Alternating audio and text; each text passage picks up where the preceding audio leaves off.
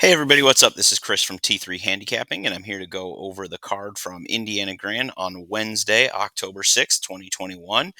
They have four stakes races on the card that day, and we'll be taking a look at those more closely.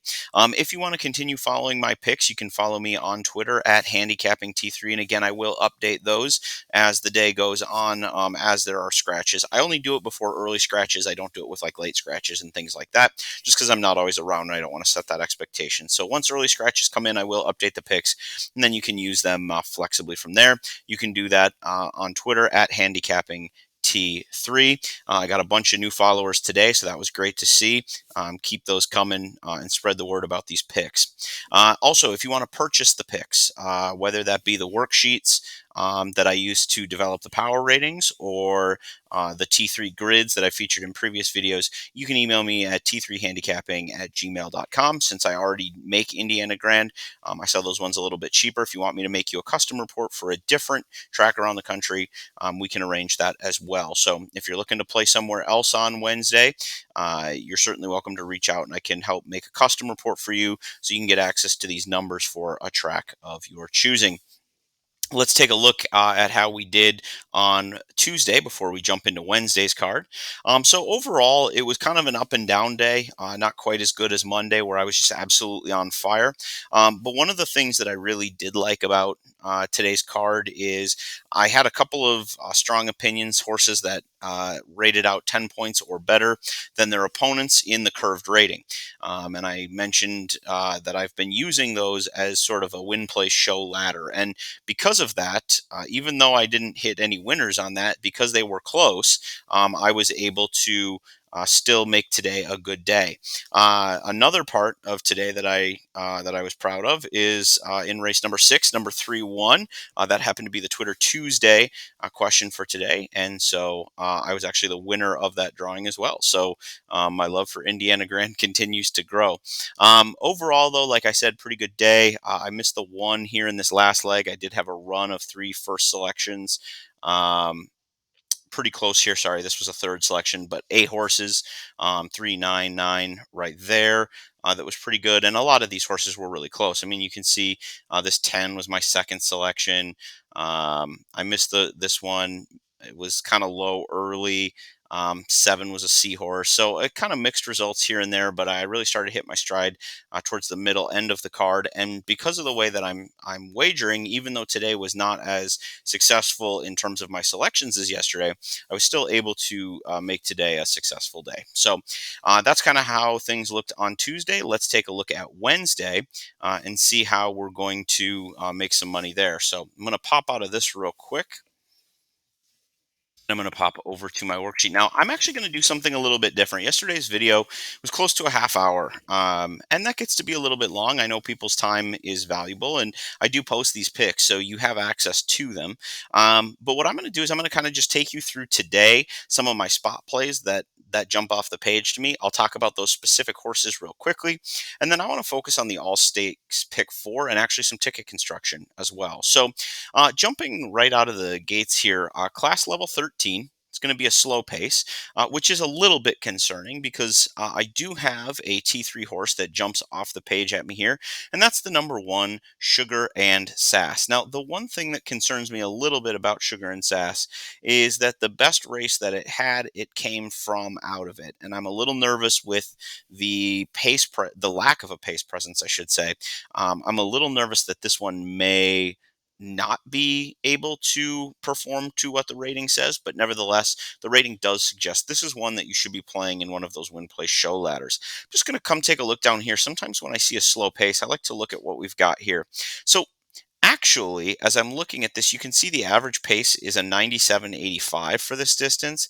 And really, if it runs that race, it's going to be very competitive with the other pace setters. So even though that horse is listed as an S, I strongly believe that that horse is going to be very forwardly placed. And so I'm definitely going to be using my win place show ladder there. There's just no speed in this race. And I actually think this horse may end up being on or near the lead. That's the one I'm going to go with. So I will use that horse. I'm not going to talk about a lot of the other ones in that race. It's just not relevant. I'm kind of focused here on my spot plays. 17-17, so a moderate pace and a decent level of class horses in the second race. Moving on to the third race, I have a class level 15, and again, a slow pace dropping down into the 16. And I believe in this one, I should have another spot play right here. 10 at 12 for Deshawn Parker, Tom Amos. You can see this one has a plus 11. The next closest horse is an 89. So that's a pretty big jump, even though these are lightly raced horses, right? We're looking at a maiden special weight.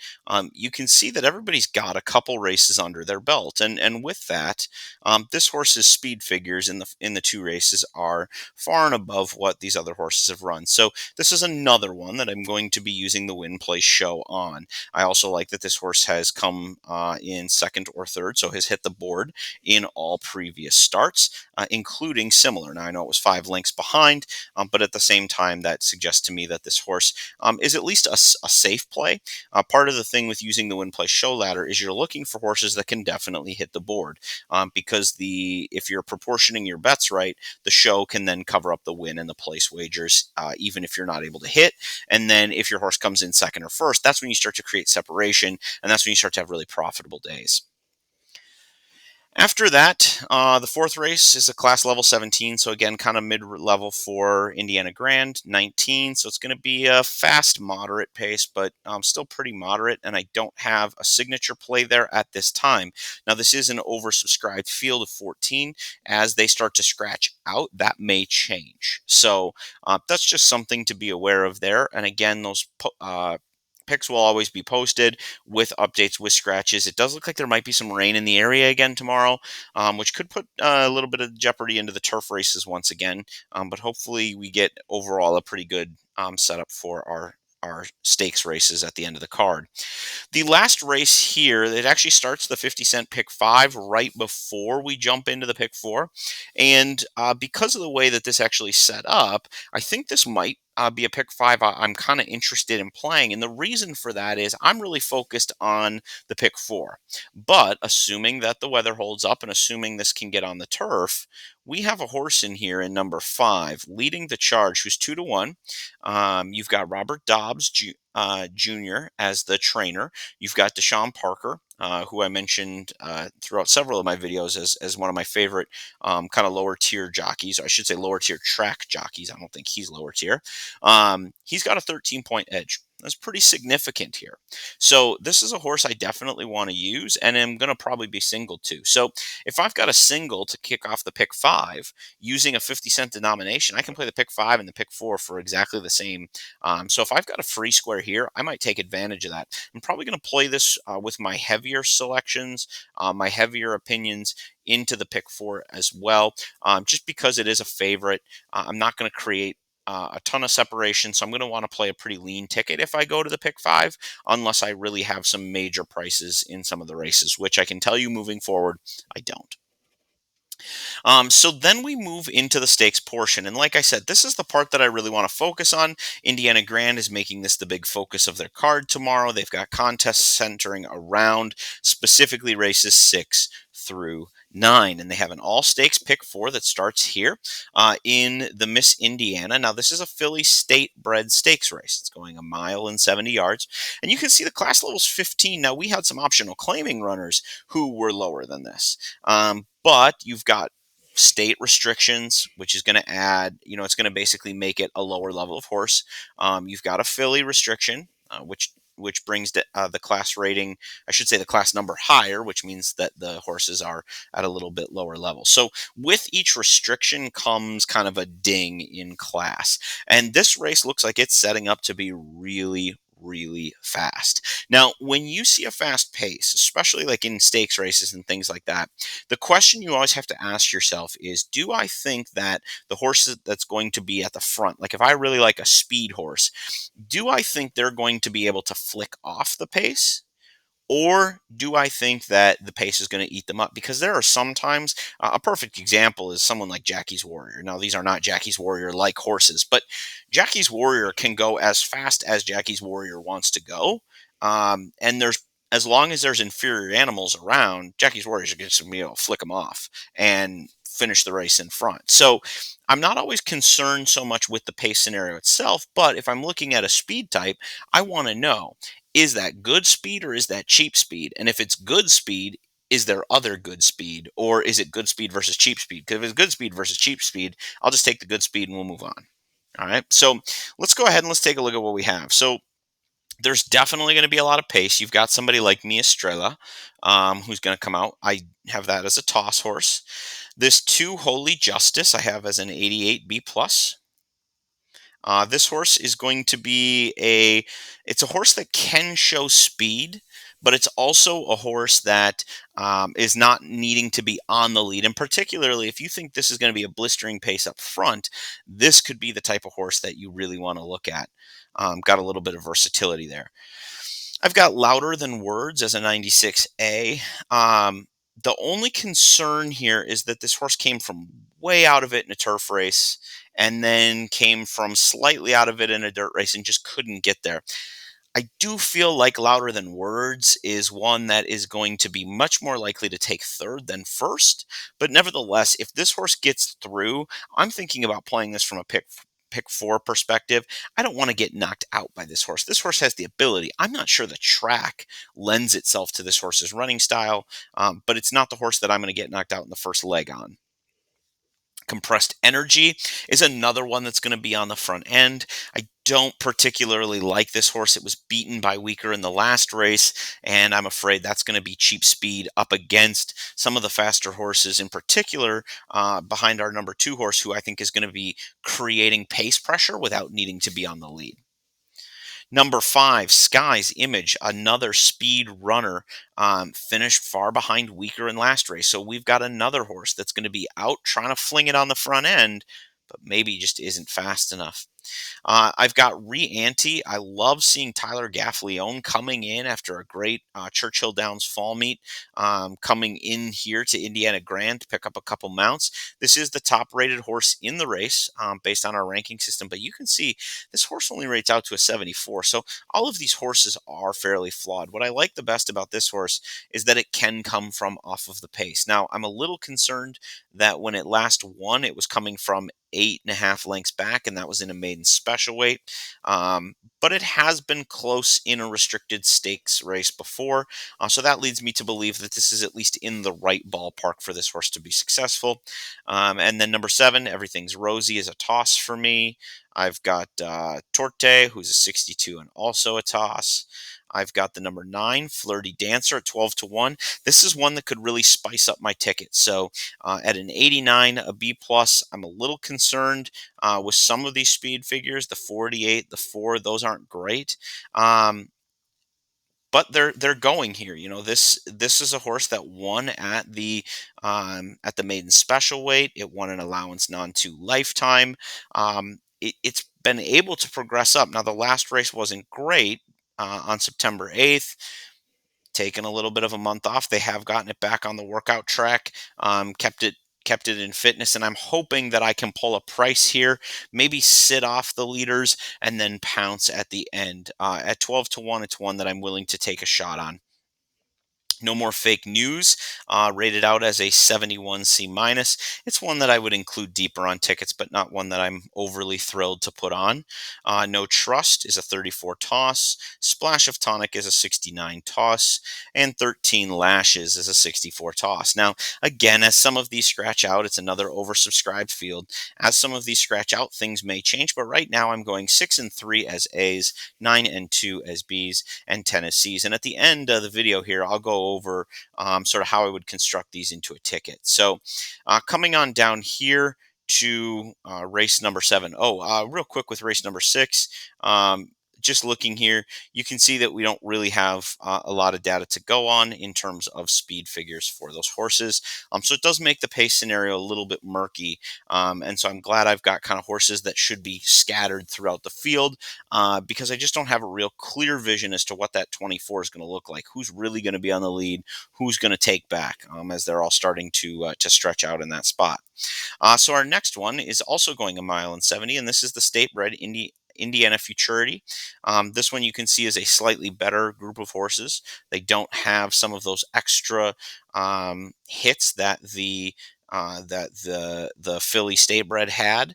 But in this case, we do have young horses. When you're dealing with young horses, that's a flag as well. So you're going to see horses that get dinged for being younger because there's just more volatility in how they run. This does look to be another fast pace, which for young horses is actually really remarkable. Blue Cologne is not one I'm going to use. 61 and toss. Amicable gets a rating of a 24 and a toss. I've got a 53 rating on Humble Warrior. I'm going to toss that one. I've got Corner Tap 55 and a toss. This is for me the big play of the sequence for me. If Mowens does not win this race, I'm going to be out of everything. I am not playing any backups through this race. This is the horse I like the best on the entire card. You can see that in my rating scale, this horse actually rates out 25 points higher in the curve adjusted score than any other runner in the race. So to me, this is a must use. For me, this will be a straight single when I go to play my tickets.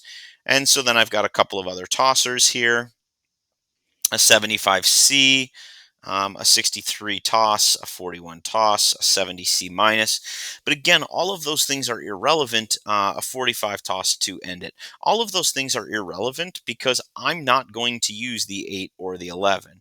I had the 8 listed there as a B. He should actually be a C at 75. So um, to me, all of this stuff here is irrelevant because at the end of the day, I'm going to be using one horse and one horse only, and that is the 5. And you can see I've circled him there. Um, that's the guy that I want all my money going through. And when I get to ticket construction, you'll see that everything plays through him. I will also use him in a win play show ladder, but at the same time, I need the horse to win if tomorrow's going to be a profitable day for me. Moving on to race number 8, it's a mile and a 16th. It's the Philly State Bred Cardinal Stakes. Now, this one you'll notice it is Philly and State Bred, but you'll notice that the class level has actually gone down from our last race, and that's because you're dealing with older horses. There's more established form. Now, this one is also setting up to be a fairly quick pace, 24. But I do have a horse in here that I want to lean heavily on. I'm not going to be super creative. So if you've looked at these races already, you probably know where I'm going. Expect Indy 69 toss. I've got the 2-horse Pretty Assets 65 and toss. Number 3, Drink at the Creek 50 and toss. Number 4, Tuck Your Tail and Run 42X. Let's hope it's not one of those days.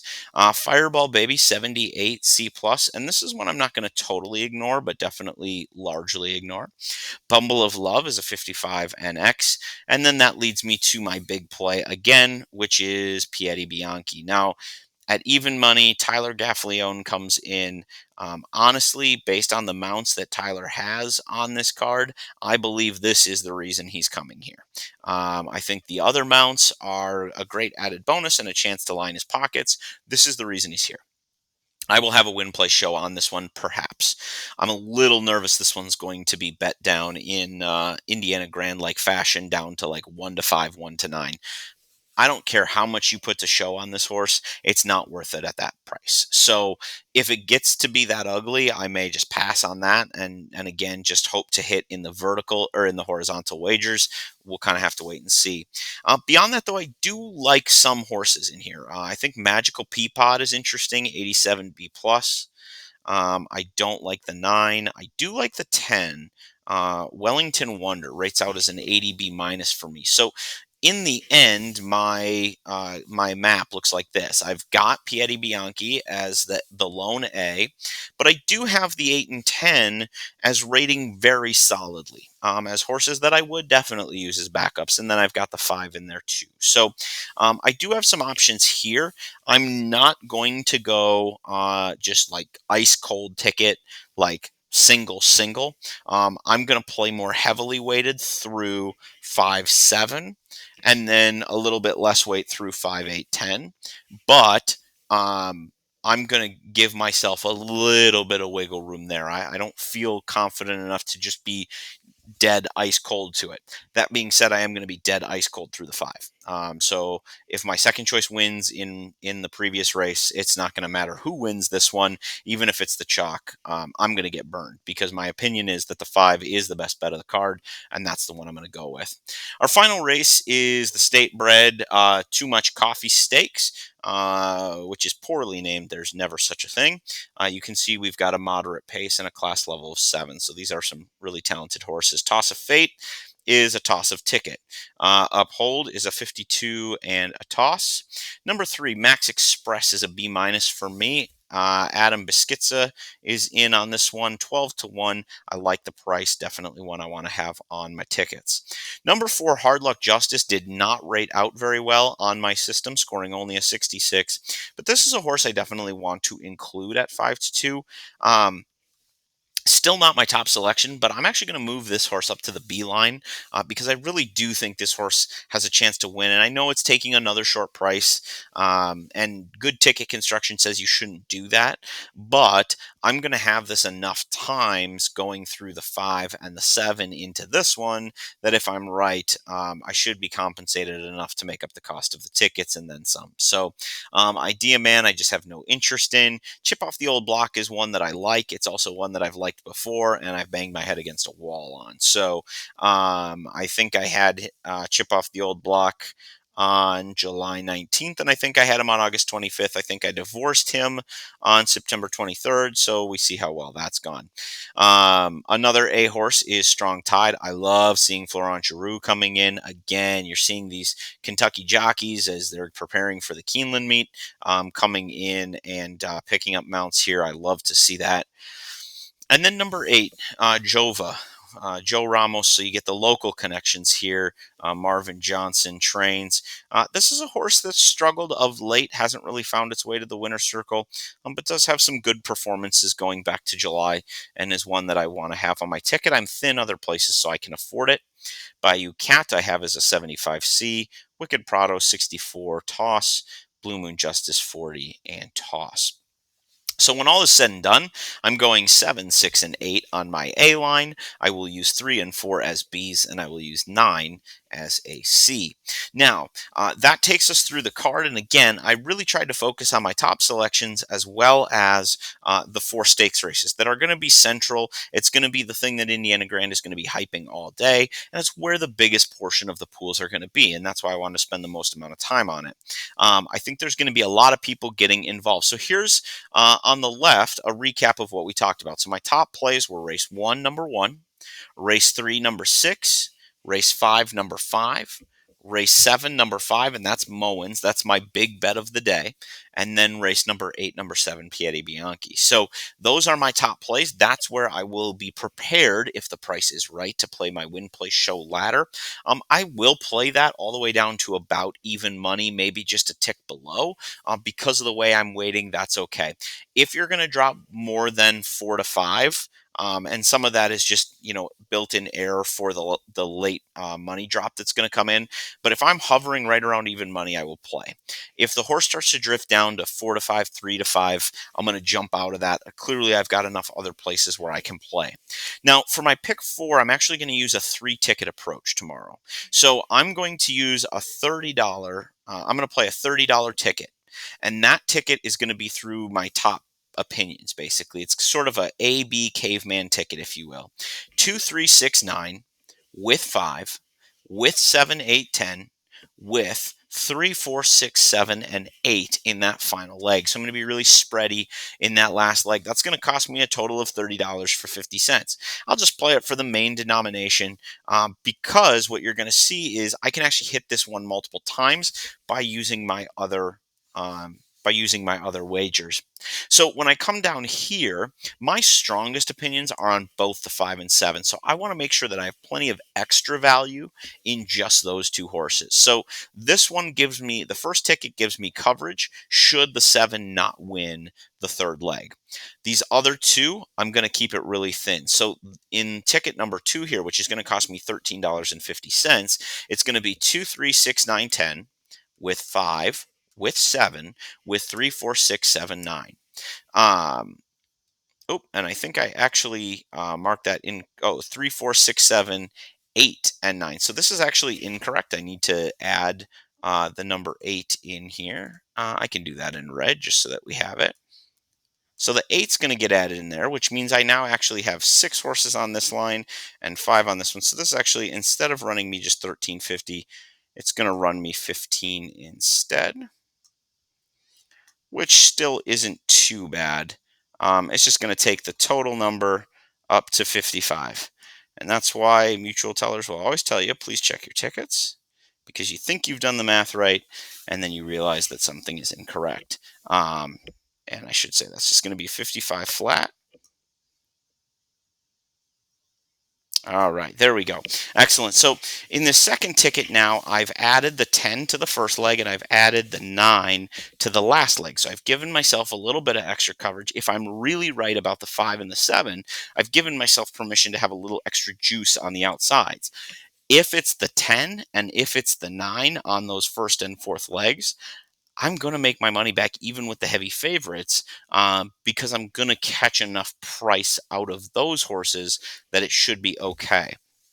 And then I came back here to this bottom ticket, and you'll notice I have a box around this one, and that's because I'm actually going to play this one for $1 denomination. This is my kill ticket. If my picks are absolutely spot on, I'm going to make a ton of money by hitting this ticket right here, because I'm going to hit it twice. By the way, if I hit this ticket twice, I'm actually hitting it 4 times, because I'll hit the $15 ticket and I'll hit the $30 ticket as well. So I'm not a big fan of playing tickets where I can only hit one unless they're just astronomical, like pick six type of things. If we're playing a pick four, I like to use sort of the kind of the main kill saver ticket approach, right? So this, my first ticket, my big ticket's kind of actually my saver ticket. $30, but it gives me lots of coverage and covers kind of all my moderately strong opinions. Then I've got sort of my main ticket, which is that I really think the 5 and 7 are my best bets. So I'm going to give myself some coverage in some other areas. And then this last one is my kill ticket, which is just, if I'm spot on, man, like I'm going to knock this one out of the park. The only thing is, when I do that, I like to rate my opinions. So my 5 is opinion number 1, my 7 is opinion number 2, my A horses in leg number 1 are opinion number 3, and then my A horses in leg number 4 are sort of my fourth best opinion. And so you'll notice that I kept B horses in only that last leg. I took them out of everywhere else because that's my weakest opinion, and I want to play it as such. So that's kind of an introduction to the multi-ticket strategy, and sort of how I would put these tickets together, based on the current past performances, with no scratches, no changes. But again, I will update these on my Twitter account at Handicapping T3 when scratches and changes do in fact come out. If you want the picks, whether that be you want the worksheets for Indiana Grand or the T3 grids for Indiana Grand, again, you can email me, t3handicapping@gmail.com, and we can go ahead and get you my PayPal and Venmo information to get that information. If you want it for a track that isn't Indiana Grand, just send me an email at that same address, and we'll get it figured out and we'll get you ready to go. Good luck tomorrow on the All Stakes Pick 4 at Indiana Grand.